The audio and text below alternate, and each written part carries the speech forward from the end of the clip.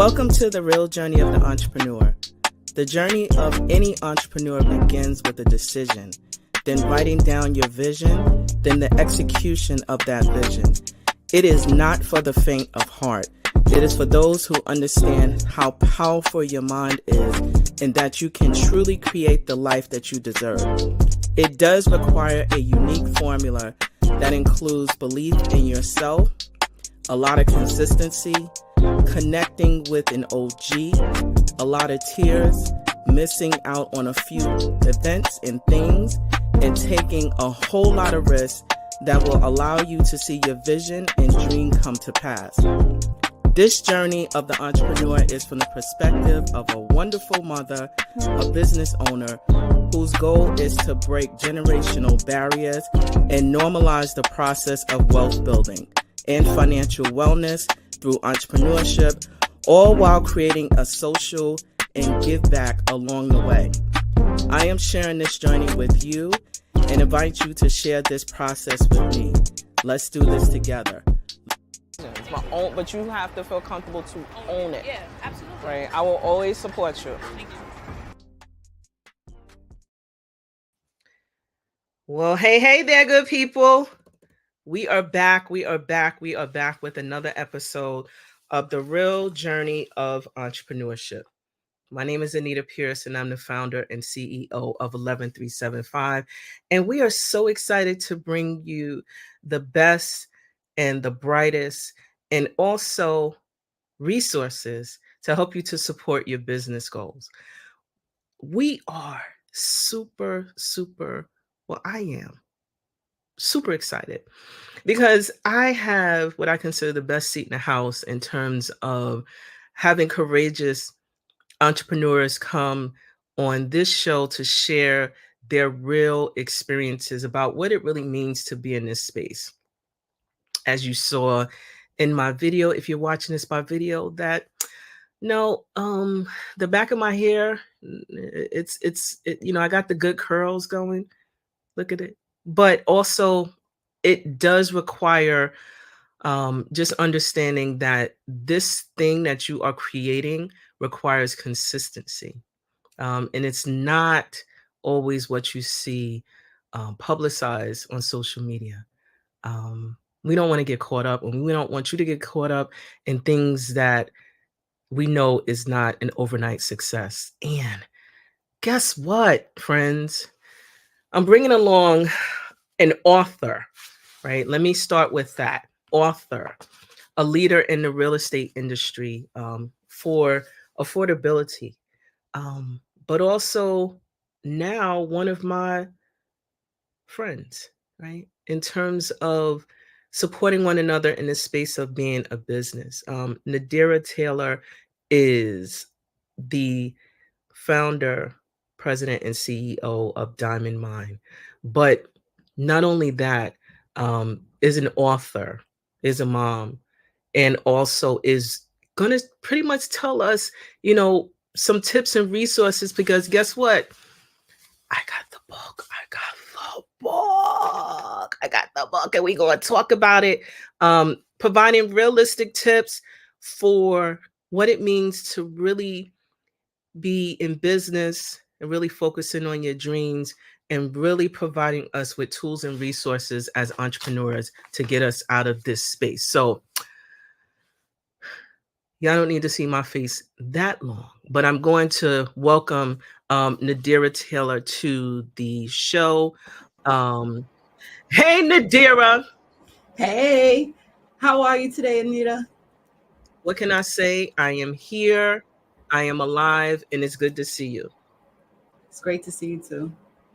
So, Nadira, I start with, the basic questions about, tell the audience who you are, what you do.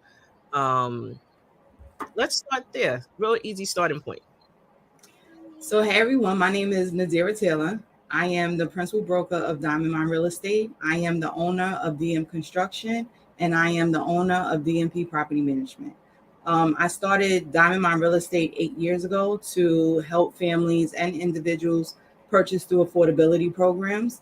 We started the property management firm to continue that goal, and that was to help renters who are low income live in spaces that felt as if they were fair market tenants. And we also started the construction company because the prices of construction was so high that a lot of the buyers were unable to do necessary repairs because of the price of construction. And at this point, we are still able to give them affordable construction as well. Wow. Okay, Nadira. So you pretty much have or managing multiple entities Right. under one umbrella of affordability and providing quality services for those who choose to work with you. How do you manage that? Um, I would say, I guess, the same way that we would manage helping our friends, so to speak. When you have a goal or something is in you, it's a little bit easier to manage. I just love helping people from being younger and my friends and I getting our first jobs to, just helping like, hey, listen, I want everyone to make six figures. I want to assist you in your life, so to speak. And it's just been pretty easy managing it because this is what I like to do. I love helping people. And so in your activity to help others, right? You have created a space specifically in real estate and property management that focus on affordability, right? So why did you choose to focus specifically in that space? Like what was your genesis to that? No one else was doing it. When I purchased my house 13 years ago, I purchased through an affordability program. And although my husband and I, we were making a lot of money, we looked good on paper. Like most minority families, we weren't taught to save and we were spending the money as it was coming. So if it wasn't for this affordability program, we probably wouldn't have gotten a house, especially not then, because neither one of us were in households where saving was key. And there's a lot of people that are like that. And in order for you to, I guess, break your own generational curses, once you figure out how to do that, I do feel that we have a fiduciary responsibility to help other people, so to speak, to come back for the community and everyone else. So as I'm going through the program, I'm learning different things. I'm also bringing that back to my friends, bringing it back to my family or my communities, so to speak. So I believe that that's why that has happened. I've been in property management since I was about 21, 22 years old. Always managed rent stabilized buildings that were owned by different cultures than the people who lived in it. And because the people look like me, I wanted to help them a little bit more without letting go of the goal of my job.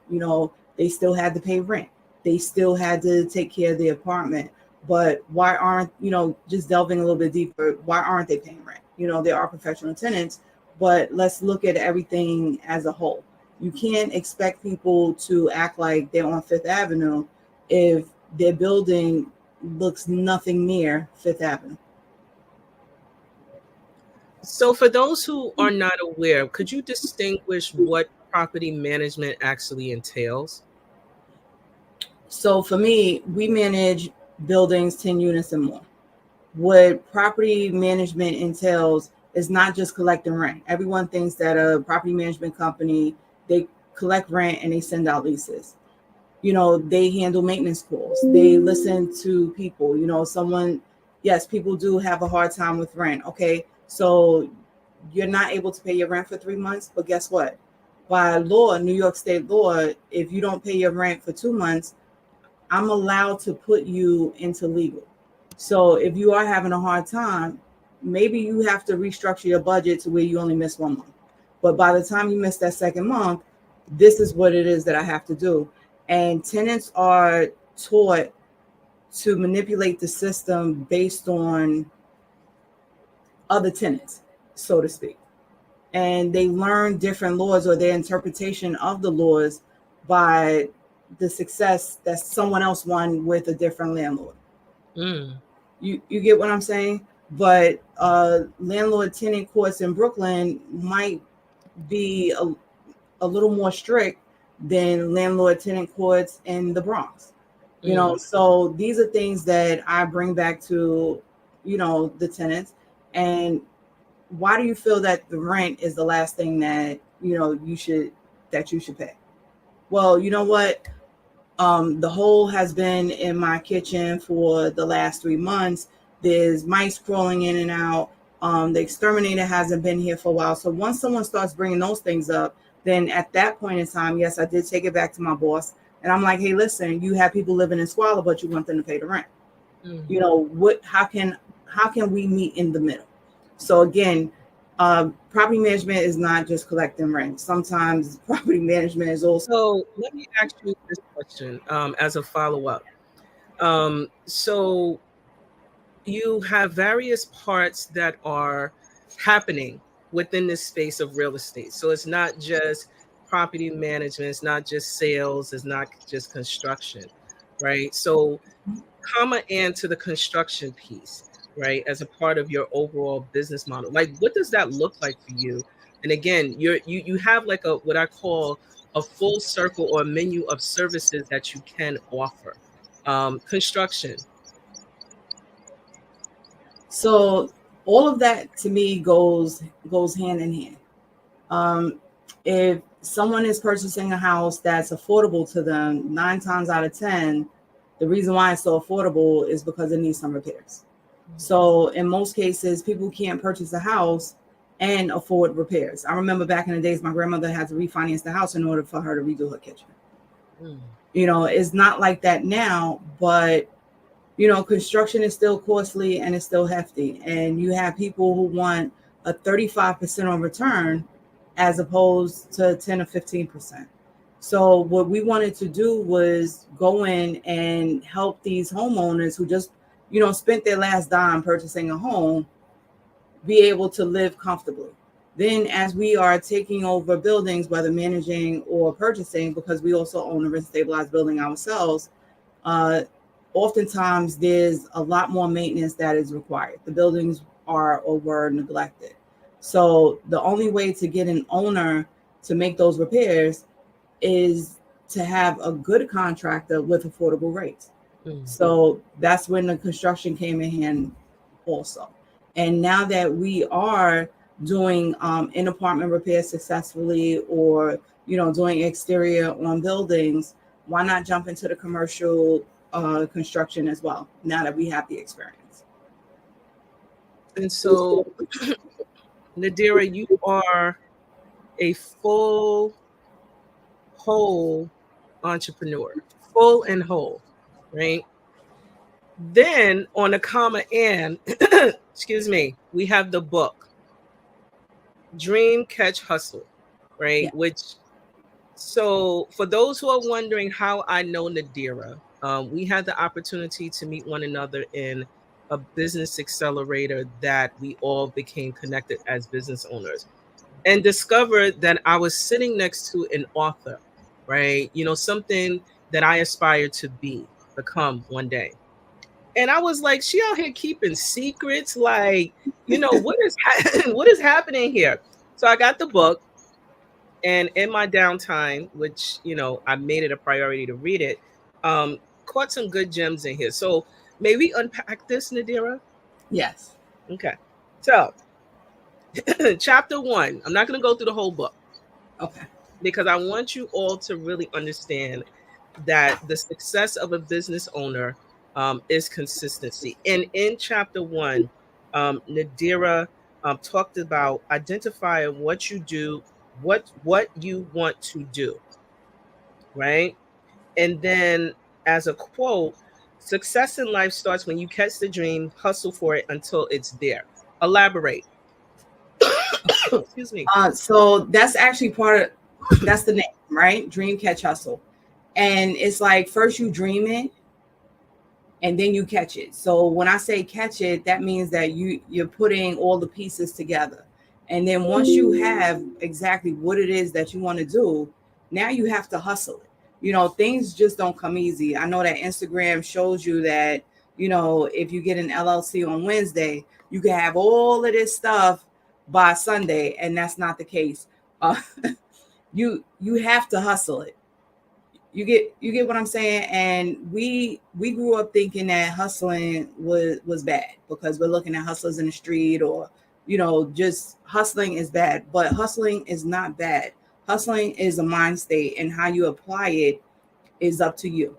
So when you're in your entrepreneurship and you're in your business, you're making sure that it goes from A to Z. And the only one who could bring it to that point fully is you. And then you go back in and you start getting employees and things like that to help you propel you a little bit faster. So you mean to tell me, Nadira, that I got this LLC, within the state of New York, it's a different beast, by the way, side note. And that I'm not making no bread, like real bread, that I can have, all the bags, the houses, and all the stuff that I'm saying by Saturday. You said by Sunday. I'm saying Saturday. Yeah, no, that's not gonna happen. Okay. So let's go into chapter 3, because I'm just skipping a bit, right? Okay. Because again, determine your end game. Having an end game allows you to focus on the big picture while taking the steps to get there. What do you mean by that? All right. So everyone wants to start a business, right? Since COVID, that's pretty much has been the gist of everyone. Like, you have to have a business, start an LLC. So what I mean by that, okay, you want to start a business, but what do you want to do with it? You need to determine what your end game is so that you can get to that point. There's different ways to structure a business, and there's different things. So do you want to be a solopreneur? You get what I'm saying? So if you're going to be a solopreneur, then that means that there's no employees. Everything is just you. So you may have different systems in place. You may have a lot more apps than everyone else. You may have virtual assistants because you're doing this by yourself, but the work still needs to get done. Do you want to leave this to your family? That's something that you have to take into consideration as well. My oldest daughter is into real estate. My youngest one is not. So if you are building this and you're leaving it to family, is this something that your family wants to do? So these are conversations that you need to have with them. Are you looking to IPO your business at some point in time? Are you looking to build a brand that can be sold? You need to find out what your end game is so that while you're hustling, you're doing it the right way and you're not hustling backwards. Okay. So, a couple of gems. I'll start with the last one. Hustling backwards, right? So for those who may not understand that term, would you please go in depth? What do you mean by hustling backwards? Hustling backwards is someone who is putting the work in, but they're pretty much still their own worst enemy. They don't know where they're going. They're making a lot of unnecessary mistakes because they didn't put anything in place. Even just writing down your ideas and the direction that you want to go in will propel you forward. But without doing that, it's like you're all over the place and you're not really going anywhere. Or in some cases, maybe financially, you're moving backwards because there's no structure. So that's hustling backwards. You're not moving forward. You're either stagnant or you are falling behind. Which you gave me the assistance. So we're going to talk about spending habits as a business owner. When you're first starting, a lot of times I tell people all the time, when I first started my business, I wasn't getting money. I wasn't getting paid. I didn't even pay myself. I didn't really understand, what that entailed. But I did have this knowledge that I had to separate church and state, my business from my personal. So I did that because I just have experience in that. But you talked about something very specific on page 36, which is, highlights your spending habits. For example, I don't really need a physical space. I have, a space where I can meet, but I don't need to pay rent or own a physical commercial space because that's not a part of my short-term needs, or it hasn't been for my needs. So what you advise is if you don't need the space, don't buy it. Right. Don't use it. Don't have it. Use the money for specific needs to help you to grow your business. Why do you think as entrepreneurs we fall into that pitfall like immediately? I need a building. Yes, it is, you get equity in it if you own it, but it looks a lot different if you're a service-based business and you don't need it. I think because that's what we were taught. Mm. We either rode by, walked by local businesses, and when we worked in a physical location. Now that technology is more prominent, you can definitely work from home. You can do WeWorks, but we were taught the bigger the better. And again, in social media, we're competing with each other's social media success. Mm. It's not even like we're competing with people's actual success. Like, oh, you and I, we do the same thing, and this is, and we're running neck and neck. We're competing against the same jobs. Oftentimes people who are in the same field on social media aren't even competing for the same clients. They're competing for the same attention. And when you look at your spending habits, a lot of spending habits are based on um, who you're competing with on social media. So there's been a few times when, and don't get me wrong, I love the shoes, the bags, the furs, like that's all me. Before entrepreneurship, after entrepreneur, it's like that's just me. But there's been several times when I had to take a year and a half hiatus and not purchase anything. 2023 was that year. Mm. You get what I'm saying? And it's like I really had to look at what's going to bring home the success of the business versus what's going to bring home my Instagram success. And which one was more financially fit for me. So instead of buying a new bag, some shoes or whatever in 2023, I saved money so that I can have different a whole IT overhaul, so to speak. We're putting different systems in places. I'm hiring a developer to actually sit down with Diamond Mind, figure out Diamond Mind's needs, and what type of system do I need to put that when it comes to the real estate agents, when it comes to property management, and when it comes to construction. That was more important to me than a new Chanel bag at the time because I couldn't do both. Mm. Okay, so you're You know, telling us that we needed to prioritize, some of the things, and also sounds like you decided, to shift your priorities, and have them work for the future, your future yes. goals and your future business.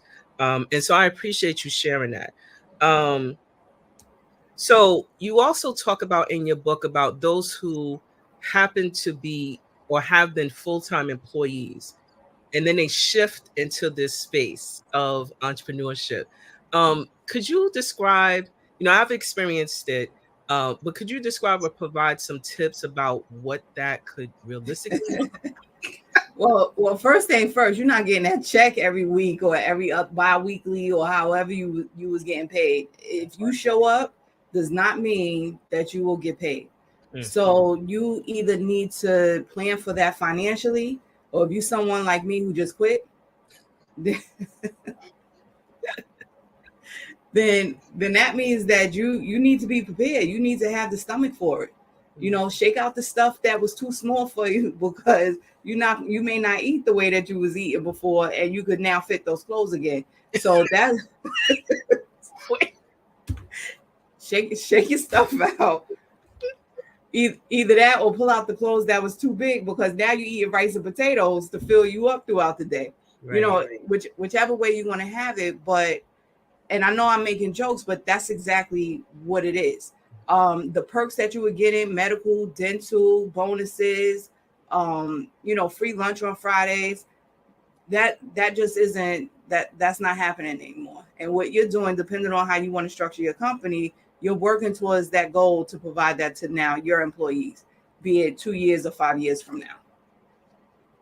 So I like how you are telling us, giving us again practical tips because we do have a lot. I mean, I can tell you I am a shoe person still, but also what I've learned to do over the years too, because that thing has not gone away from me, is to create a budget and add in a BS budget for myself to help me to maintain that, oh my gosh, outlet time, or so because every so often for me, I still do that for me.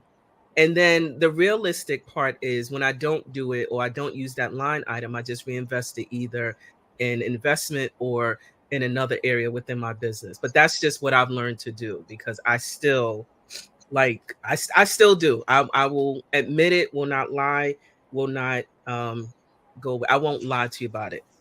So back to Nadira's book, right?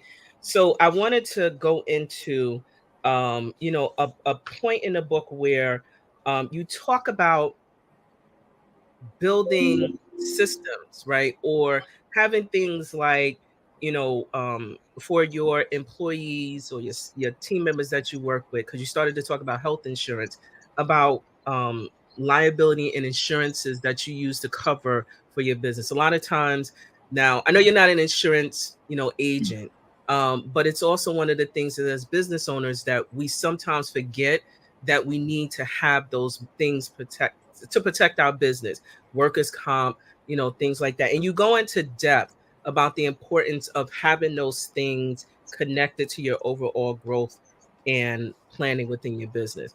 Could you just give us a tip as to why, you will put it in a book, but you also know that it's important for yourself, the business? Sure. So, for example, I don't have New York State required 11 employees in order for me to have an HR person. Hmm. But there are still HR issues that I struggle with because I do have W-2 employees. So, depending on the type of insurance you have, there's a hotline that you can call and ask questions for free because it's covered in your insurance. Hmm. I also found out that by having a relationship too with an insurance broker, the way that I interpret things, we feel that if someone goes and files for unemployment, if you had to let them go, that it was the end of the world for you. And that's not true. What was explained to me was as long as you don't have like 6, 7 people in 1 year filing for unemployment, you are okay. Things happen, life happens. 5 or 6 people filing for unemployment in 1 year means that it may not be the employees, it may be you as an issue. But there are certain things that are covered by insurances that we don't know about.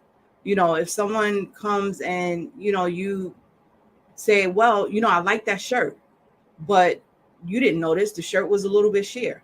And now this person is saying, oh, they sexually harassed me. They sexually assaulted me. So forget the fact that they shouldn't have wore a sheer shirt to begin with. But at the same time, these are things that are happening.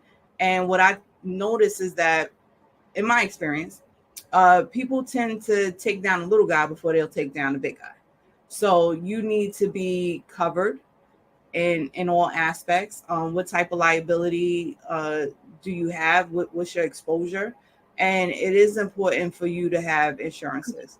Your insurance, it's like car insurance. You don't pay for insurance after you get into the car accident. You have the insurance just in case you get into a car accident. So you have these insurances, not thinking that something's going to happen to you, but just in case you need it. Mm. Yeah, I hear that. It's for preparation.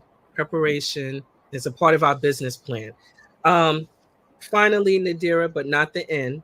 You talked about paying your taxes. Like now, and the portion that I'm reading was specific about accurate tax filing, right? Because we all know what happened during the PPP era, where we didn't have no money, no employees, nothing. So we wasn't able to capitalize on that specific program. Yes. I'm gonna do a comment in, and I'm gonna let you take it over. Okay. So a lot of people were paying their employees off the books so that they wouldn't pay taxes.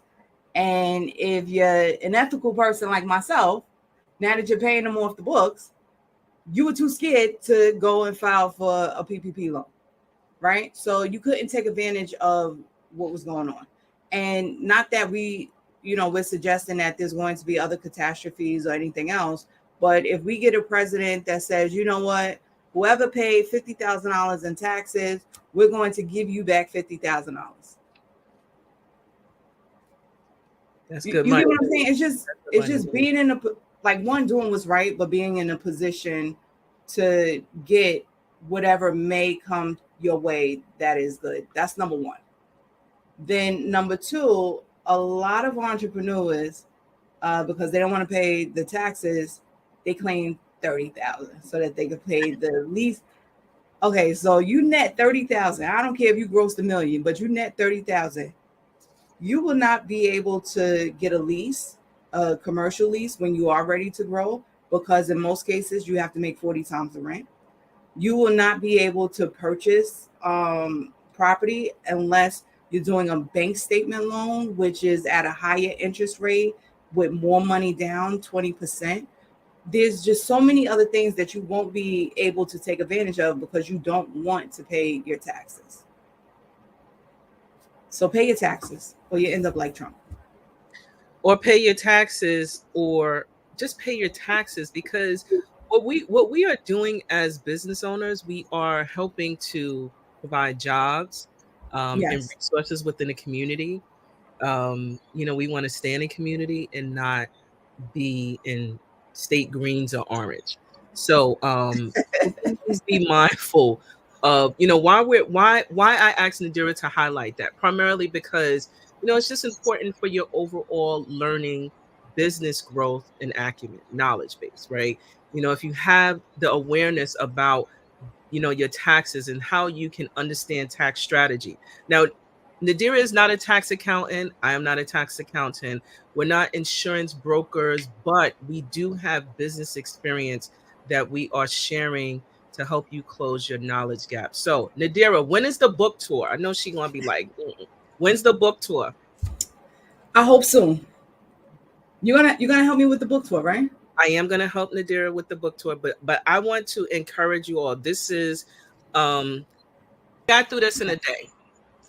And it was something that was very informative and useful for those who are just starting out as businesses. So, Nadira, tell us where we can find you. I'm going to pop it in on the screen so that you can see where we can find Nadira and all her awesomeness, and also give us some practical tips.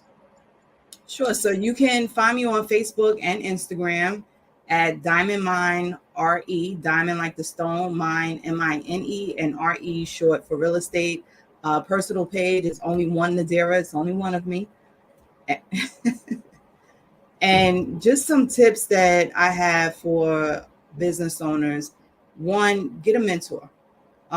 There's a lot of people who do not want, I guess, to share their spaces with you, but there are more people who do. Don't be afraid to ask questions. If you don't know something and you feel someone else has that knowledge, ask them. Try your best to get everything from in here to on paper, so that this way you can go back and review it as you grow. Oh, I forgot to do this. And now that I'm doing that, this is actually in line. This will help me do this. Put all of your things on paper. I'm still, some people prefer to type it up or whatever. I'm still black and white. I also do a to-do list, and I love colors. So I will highlight as I complete my to-do list to make sure that I'm staying focused. But most importantly, figure out what you want your end game to be so that you can walk, run, and propel your business to meet those goals. And no hustling backwards. And no hustling backwards. Yes. No hustling. I'm going to write that down. And one thing I will add too, if you can, when you do begin making money, even if your first check is $500, try your best to save anywhere from 15 to 25%. That's something that I did not do. I wish that I did, and I do it now. And I save it in a separate business account just in case I now want to make any future purchases. We have another catastrophe or whatever the case is. And what you can do is just take it out immediately. Don't let it sit there where you look at it and you start spending it. Take it out immediately put it in the other account. All right. Nadira, this is awesome. Thank you. I'm so Um, glad that you had me. I'm so glad that you took my call and my email and said yes.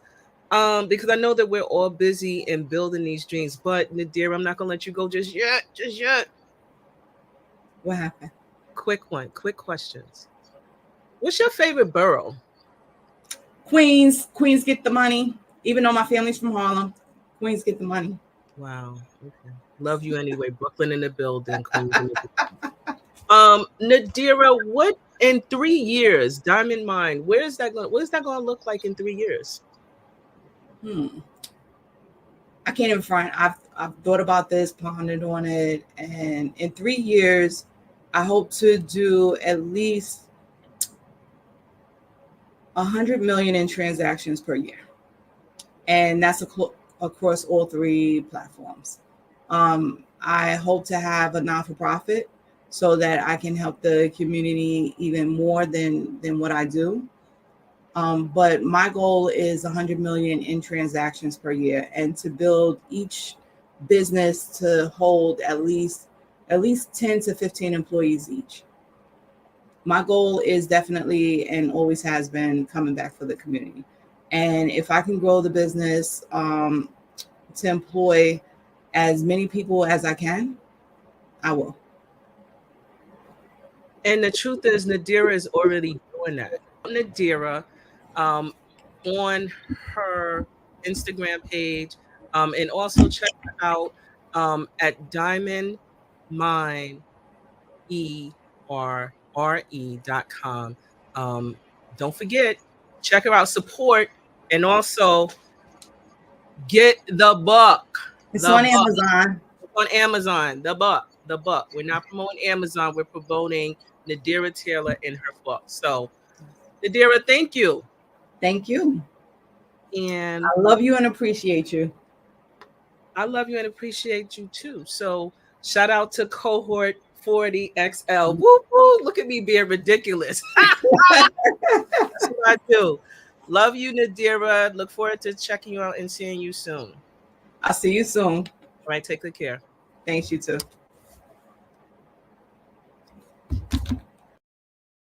So, hey, y'all, we are back. I want to just share some really phenomenal tips. Check this out. Nadira said, get a mentor. Do not be afraid to ask questions. Make sure you document the processes within your business. No hustling backwards. And make sure you save a percentage of your sales to help you to grow your business. Check this out. Nadira is on Instagram at the one and only Nadira. She's the only Nadira, so don't be liking and spamming and following other people. That's not Nadira. DiamondMineRE.com. Check her out there at her business. But also, thank you so much for joining us on the real journey of the entrepreneurship. Like, share, follow us at 11375.com.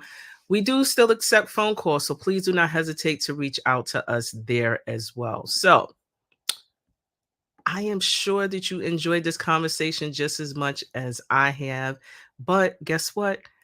On to the next one. Have a good day, and thank you for joining the real journey of entrepreneurship. This week, I'm thinking about how dope it is to be in business for myself. Self-employment, business ownership, entrepreneurship, all that good stuff. And why I chose to be in that space. Actually, it wasn't my choice. It was something that I was forced into.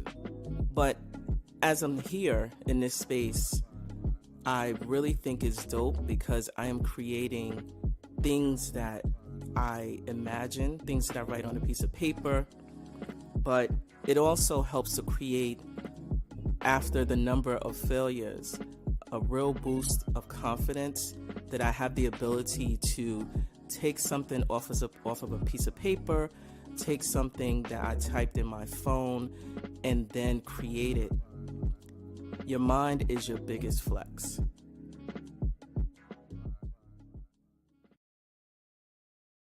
Welcome to 11375. My name is Anita Pierce, and I am your Chief Experience Officer. At 11375, we offer strategic alignment solutions specific to you and your business goals, and also connecting everything with social impact.